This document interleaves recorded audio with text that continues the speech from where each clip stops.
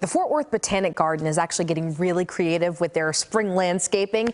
They've hired some new groundskeepers for just a limited time. Meteorologist Erin Moran tonight explaining they're more than just cute. Honestly, they're eco-friendly and they're efficient. Some new kids are in town, at least at the Fort Worth Botanic Garden. A herd of more than 60 goats has arrived, and they've been tasked with a big job. This is the first time here for goats, so we're pretty excited to be pioneering that. They're being put to work, though they might not see it that way, eating their way through roughly 3 acres of forested area at the garden.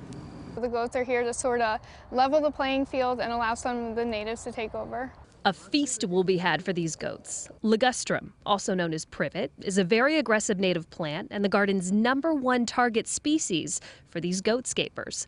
Also on the spread, Nandina and winter creeper vine, a very fast-growing ground cover, which has caused quite a headache for the garden, according to horticulturalist Karen Schubach. They shade out and take over areas where native plants can't establish, so they make it too shady, or in the case of ground cover, they just cover the whole ground so the seed bank that's under there can't grow, it doesn't receive sun, there's no way for it to get nutrients.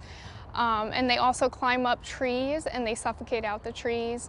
This herd is going to provide a great research opportunity for scientists. Over the span of 11 days, scientists will be able to try and gauge whether goat grazing could be a long-term viable option here at the Botanic Garden.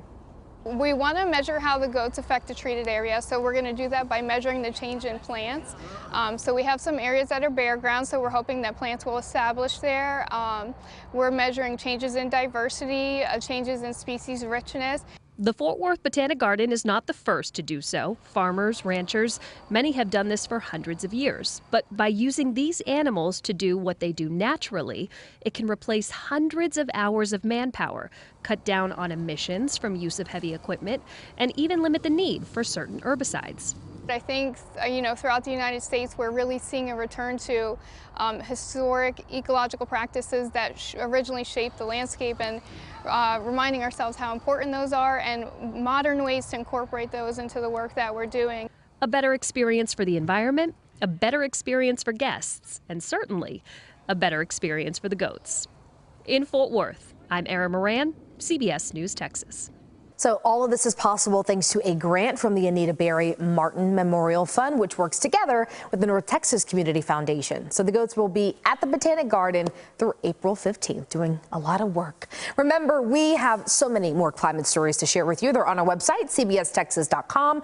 It's easy. Look for the weather tab, then look for Climate Connection, and you will find what you need. If you have any questions or something you'd like us to look into, you can email us at climateconnection@ktvt.com.